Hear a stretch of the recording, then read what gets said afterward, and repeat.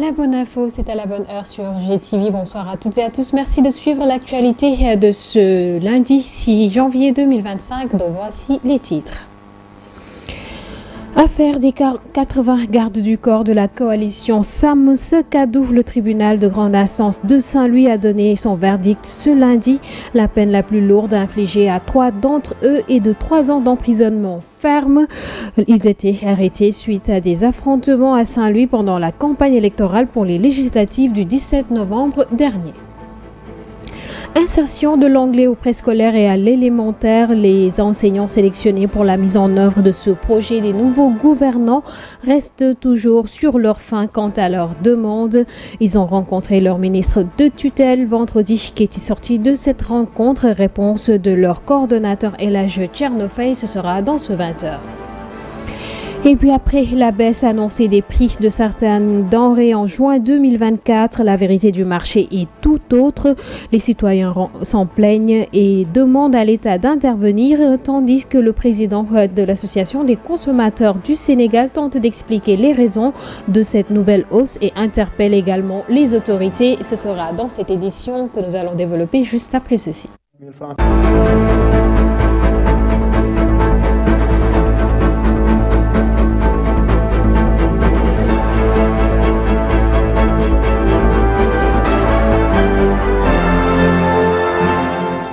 Bonsoir mesdames, mesdemoiselles et messieurs. Cette édition que nous démarrons avec, je vous l'annoncer en titre, le procès des gardes du corps de la coalition Sam Sekadou. Le verdict est tombé ce lundi. Le tribunal de grande instance de Saint-Louis a condamné à 3 ans de prison ferme 3 membres de la sécurité de la coalition Sam Sekadou poursuivis pour des actes de violence sur des marchands. La juridiction a annoncé également d'autres peines allant de 2 ans dont 6 mois ferme à 3 ans, assorties de 2 ans ferme à l'encontre de certains prévenus dans cette affaire qui remonte à la campagne électorale des législatives du 17 novembre dernier. D'autres mises en cause ont été relaxées. À présent, nous parlons du leader du parti PASTEF, par ailleurs Premier ministre du Sénégal, Ousmane Sonko, qui s'est adressé à travers sa page Facebook et sur YouTube pour clarifier sa position concernant la controversée nomination d'Awa Bokar Ly au Conseil national de régulation de l'audiovisuel. Selon lui, les nominations au sein des institutions suivent une procédure rigoureuse avec des comités chargés de sélectionner les profils les plus adaptés. Ousmane Sonko demande à ses militants de leur faire confiance. Ces propos ont été recueillis par Mansour Diassé. Mbokk yi dama bëgg yu mel ni bu amatee ñu ànd ak tey ak dal ndax lu bëri la cee lambo tey nit boo ànd ak moom da nga koy wóolu wala nga ñàkk ko wóolu. J'appelle les militants et militantes au calme et à la sérénité. Je leur demande de nous faire confiance. Vous ne pouvez pas élire des personnes sans leur accorder votre confiance. Concernant le problème de nomination qui surgit et qui n'est pas nouveau, le débat était soulevé auparavant. À ce cas précis, Daouda Bokar Tall, les nominations suivent une procédure précise. Dans certains cas, le président de la République peut nommer par décret, mais cette fois-ci, il y a des cas où il demande que des experts lui proposent des profils adaptés au poste. Et c'est le cas. Lui ont proposé une liste. Et dans cette liste a figuré le nom de cette dame. Et cette même liste m'a été envoyée pour mon appréciation. Et après consultation, j'ai validé la liste. S'il considère que le président a tort de nommer cette dame, moi aussi je suis fautif puisque j'ai validé cette liste. Mais ce que je demande aux militants, c'est d'être calme et d'être serein, de nous accompagner pour que nous puissions effectuer le travail que nous souhaitons pour changer ce pays.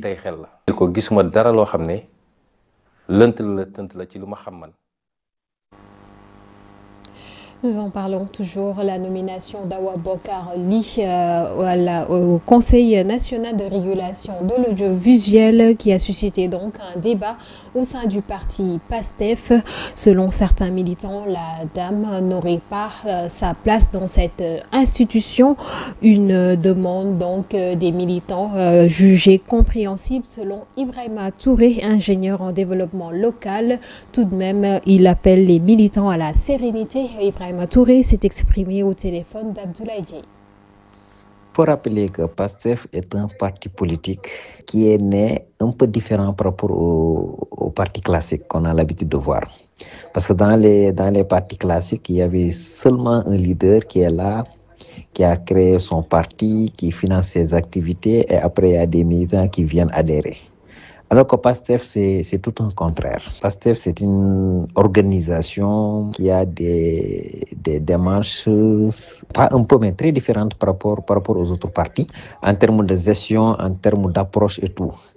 PASTEF, il n'y a pas une seule personne qui finance. PASTEF, le grand militant, entre guillemets, si je peux le dire comme ça, comme le petit militant, chaque personne cotise. Ça, c'est le principe de base de toute organisation. C'est-à-dire, toute organisation, le principe de base, c'est la participation. Et PASTEF s'est débrouillé comme ça jusqu'à accéder au pouvoir. Donc, le militant qui a adhéré au parti depuis longtemps, qui a toujours financé ses activités, ses déplacements pour la promotion de ce parti jusqu'à qu'il accède au pouvoir, s'il voit que, voilà, il y a des choses qui ne riment pas par rapport à son idéologie, qu'il avait toujours par rapport à ce parti, il peut être frustré. Mais néanmoins, force est de reconnaître aussi qu'un parti politique n'est pas une république. C'est vrai que c'est un parti politique qui part en élection et qui gagne et qui accède au pouvoir. Mais les démarches et les procédures vont changer forcément. On a plusieurs fois entendu le président de la République dire que même au sein de l'APR, il y a des personnes qui sont intègres. Cela veut dire quoi? Cela veut dire qu'une fois dans la République, toute personne que le président pense qu'il peut participer au rayonnement de ses projets et tout, je pense que naturellement, il peut le nommer ou bien voilà, le confier à des postes de responsabilité. Donc, c'est aux militants aussi d'essayer de comprendre que voilà, on n'est plus un parti politique qui est là, restreint, etc. Mais on est dans une république et qu'une république, tout citoyen peut avoir un poste de responsabilité. Parlons à présent de la 8e édition de la Journée nationale Setal Suñu Réew qui s'est tenue ce 5 janvier plutôt, à Yeumbeul. Le président de la République, Bassirou Diomaye Diakhar Faye, a profité de cette occasion pour tirer un bilan satisfaisant du déroulement des activités. Selon le chef de l'État, le concept Setal Suñu Réew devrait être perpétué même au-delà de son mandat. Suivant ses propos au micro d'Amsatou Gano. L'engagement des forces armées à travers le concept Armée-Nation rénové sous le concept nouveau de Yatal Karange, et féliciter l'ensemble des officiers, sous-officiers et militaires du rang qui aujourd'hui sont en train de matérialiser ce concept porté par les plus hautes autorités militaires du pays. Monsieur le ministre des Forces armées, je vous engage à transmettre mes félicitations et ma satisfaction à l'ensemble de vos hommes et encourager, mais surtout appeler les autorités administratives, les autorités, les élus, les conseils départementaux et les municipalités à perpétuer cette activité salutaire pour notre santé à tous, qui commence par une bonne tenue de l'environnement, de notre environnement en termes de propreté.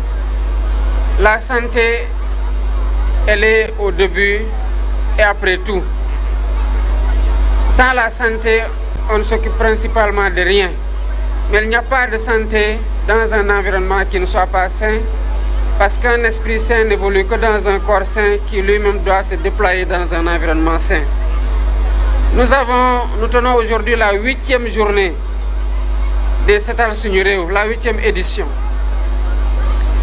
Le défi reste constant que nous devons perpétuer ces activités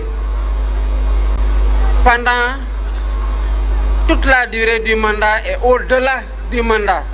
Et leur sortie plutôt dans les médias pour réclamer une spécialisation et des indemnités. Les enseignants recrutés dans le cadre de la mise en œuvre du projet lié à l'insertion de l'anglais au préscolaire et à l'élémentaire étaient reçus par leur ministre de tutelle. C'était le vendredi.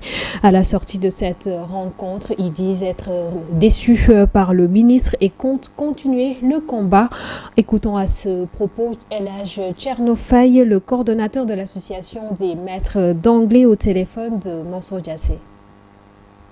Voilà, hier donc nous étions convoqués à la sphère ministérielle par le ministre de l'Éducation pour parler encore une fois de plus de notre problème qui nous lie avec le ministère concernant les cours d'anglais que l'on doit dispenser au niveau élémentaire et au préscolaire. Mais le seul véritable problème en est que la tutelle ne compte pas nous indemniser, encore moins nous spécialiser les années à venir. Quand nous nous sommes rendus au niveau de notre base, nous avons décidé de faire comme la fois dernière, c'est-à-dire de ne pas faire ces cours-là tant que le ministère ne se replie pas. C'est ça que nous comptons faire. Effectivement, s'il n'y a pas d'indemnité, encore moins de spécialisation, donc nous, enseignants de l'élémentaire, nous ne comptons pas faire un seul cours en anglais. L'Assemblée générale des Nations unies a adopté en fin décembre une résolution portant sur le retrait du Sénégal de la liste des pays les moins avancés. Une bonne chose selon l'économiste Baye Abdou Diouf. Selon lui, ceci va permettre au Sénégal de capter des investissements étrangers, même si il reste des choses à améliorer. Il s'est entretenu au téléphone avec Ndella Ndiaye. Bon, le Sénégal vient de sortir des pays moins avancés, c'est-à-dire des pays à revenus intermédiaires. Cela peut avoir un impact significatif qui peut être expliqué par diverses raisons. D'un côté, cela peut être perçu comme une avancée vers une position économique plus solide, avec des implications positives pour le développement et la croissance du pays. Cela pourrait attirer davantage des investissements étrangers qui va favoriser à son tour des initiatives de développement.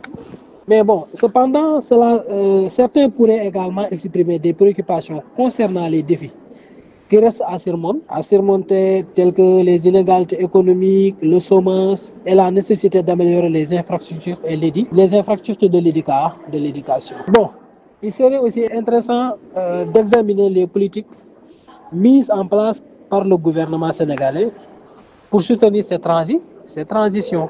Pour le maintenir, nous n'avons plus droit à l'erreur quand même. Nous devons maintenir ce cap, c'est bon, travailler davantage pour encore amener beaucoup d'investissements. Nous parlons à présent du panier de la ménagère après avoir constaté une nouvelle hausse des prix de l'huile et du sucre sur le marché ces derniers jours. Une situation que les Gorgorlous déplorent. Ils incitent ainsi les autorités à prendre des dispositions afin de régler cette situation. Reportage Idrissa Fall et Serignan.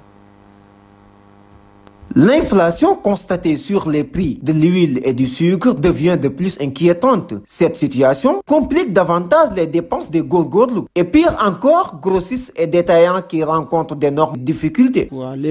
Avant, on achetait le prix du sucre à 28 600. Maintenant, comme il s'est fait un peu rare, on a augmenté le prix. Aujourd'hui, on m'a facturé presque 29 000 francs CFA. On vendait le kilogramme à 600. Là, c'est là où véritablement il y aura des problèmes. J'ai fait une remarque. À chaque période de froid, l'huile se fait un peu trop rare. Les gens veulent acheter de l'huile qui a de la bonne qualité. L'État est au banc des accusés. Commerçants comme clients crient le ras-le-bol. Certains pointent du doigt sur une négligence notoire des autorités. Même nous qui vendons, on ne peut pas comprendre d'où vient cette augmentation. Parfois, les gens nous taxent de truands et autres. Nous, on ne sait pas qui augmente. On ne sait pas si c'est l'État ou bien ce sont les grossistes. Vraiment, c'est extraordinaire, c'est vraiment déplorable. Nous sommes vraiment fatigués. Le riz est cher, l'huile est chère, le sucre est cher. La vie est vraiment dure de notre côté.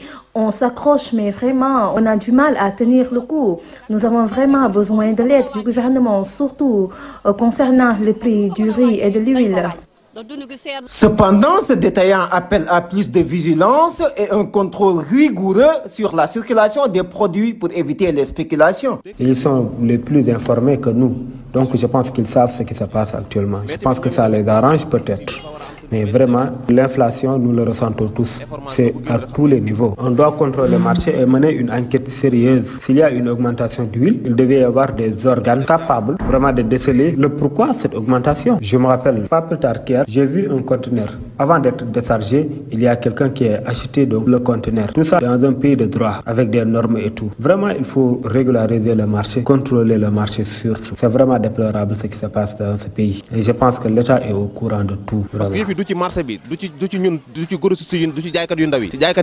La cherté de la vie demeure une plaie assez profonde dont les autorités n'arrivent toujours pas à trouver la remède. L'espoir envers ces nouveaux régimes qui avaient baissé les prix de certaines denrées dès son accession au pouvoir est grand. En attendant, cette nouvelle inflation risque de faire davantage perdre le sommeil à certains pères de famille obligés de sauter sur plusieurs vagues pour les besoins de la famille.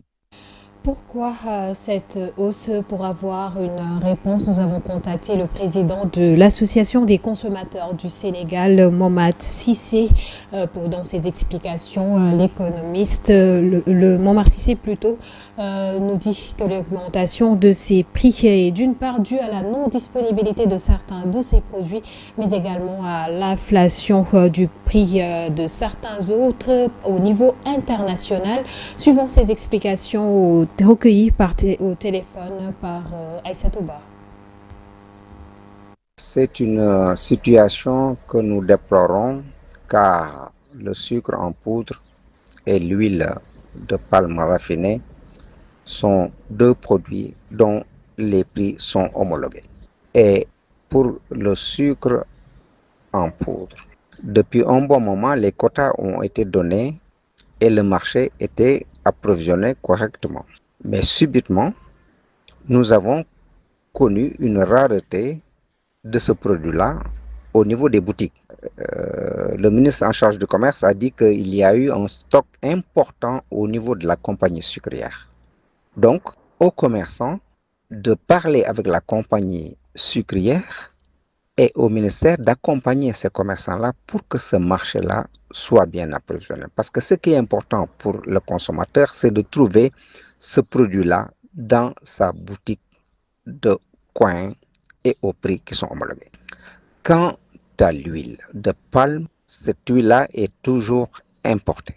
Le prix aussi a été homologué, le bidon de 25 litres à 18 500 francs. Dommage qu'au niveau international, ce prix-là a augmenté. Donc, fatalement, au niveau national, le prix qui a été homologué a sauté. Nous l'avons connu en 2022. Ce même bidon d'huile, homologué à 19 000 francs, était vendu à 30 000 francs. Et le marché a été correctement approvisionné. Parce que tout simplement, le ministre en charge du commerce avait mis en confiance les importateurs en leur disant « Balangay nam nefa ». Donc nous demandons à ce que cette même variation soit respectée au niveau international, nous soit imputée sur le plan national. En tant que défenseurs de consommateurs, nous pouvons alerter dans un premier temps. Et si nous ne sommes pas écoutés, nous allons sensibiliser les populations pour qu'au moins cette masse critique soit écoutée. À présent, l'actualité internationale qui nous mènera au Ghana, en France et aux États-Unis. Mais d'abord, retenez qu'en Côte d'Ivoire, une mesure a vu le jour ce samedi face à l'inquiétude provoquée par un bateau chargé de nitrate d'ammonium en route pour la capitale. Le round-up de l'actualité hors de nos frontières nous est proposé par Mame Awa Sall. En Abidjan, une annonce a été faite ce samedi 4 janvier afin de prendre les précautions en vue de protéger les populations au sujet d'un navire chargé de 20 tonnes de nitrate, Une matière dangereuse qui doit arriver lundi dans la capitale économique ivoirienne. Dans un communiqué, le port explique que le Zimrida, battant pavillon de la Barbate, transporte cette matière utilisée comme fertilisant dans l'agriculture, dont 300 tonnes doivent être déchargées à Abidjan. Au Ghana, une mesure a été prise concernant tous les Africains, en particulier les détecteurs d'un passeport qui pourront désormais se rendre dans ce pays sans visa à partir du début de cette année. L'annonce a été faite ce vendredi 3 janvier par le président sortant, marquant ainsi sa volonté d'accentuer l'intégration économique continentale. En France, le tribunal correctionnel de Paris va se replonger dans un dossier ancien tentaculaire à partir de ce lundi. Les premières accusations émanant de Libye en 2011, peu avant la chute de Kadhafi, acculée par la révolte populaire soutenue par l'intervention occidentale, particulièrement la France et le président Nicolas Sarkozy. Pour terminer, aux États-Unis, un hommage à hauteur de l'homme. Les États-Unis d'Amérique ont lancé samedi 4 janvier la cérémonie en l'honneur de leur ancien président Jimmy Carter, décédé le 29 décembre à l'âge de 100 ans, a commencé ce samedi. Président démocrate de 1977 à 1981, laissant à l'international l'image d'un pacificateur dont l'engagement humanitaire après son unique mandat fut couronné par un prix Nobel de la paix en 2002. Sport, Coupe de la Confédération africaine de football, 4e journée. Le Jaraaf de Dakar a arraché hier à domicile la victoire 1-0 devant Orapa United FC du Botswana dans les arrêts de jeu, et c'était au stade Maître Abdoulaye Wade de Diamniadio. Ça a été difficile, mais au final l'objectif a été atteint. Ce sont les mots de l'entraîneur de l'équipe du Jaraaf, Malik Daf, que nous suivons au micro d'Aïssa Touba. Rendre grâce à Dieu comme toujours. Je pense qu'après un match, il y a toujours une victoire, une défaite ou match nul. Aujourd'hui, on était venu pour gagner. Bon, ça a été un match très difficile, je pense que parce que l'entame était bonne quand même. On a fait une des meilleures entames depuis le début de la saison, mais malheureusement, on a eu des occasions. On a beaucoup vendagé. Après, il y a un penalty raté de Rémi. Peut-être ça a créé une doute dans l'équipe, mais je pense qu'à la mi-temps, on a essayé de corriger, de renforcer en mettant un peu plus d'attaquants devant, en continuant en poussant. Je pense qu'on a marqué un but presque dans les ultimes minutes. C'est comme on dit. Bon, on pourrait gagner aussi largement, mais c'est ça le football. Quand il y a autant d'occasions dans un match, surtout en première période, où tu ne tires des occasions, après, il y a une doute qui s'installe dans l'équipe. Mais alhamdoulilah, Dieu a fait qu'en fin de compte, ça a été difficile, mais à l'usure, je pense qu'on a tenu bon. Les changements ont bien apporté. Et je pense que la victoire est déjà là. Donc, je rends grâce à Dieu parce qu'il n'y a jamais de petite victoire. Il y a toujours les 3 points qui sont là et c'est important pour la suite de la compétition. Félicitations et bonne chance au Jaraaf de Dakar pour la suite de cette compétition. C'est ce qui met un terme à cette édition du lundi. Merci de l'avoir suivi et excellente suite.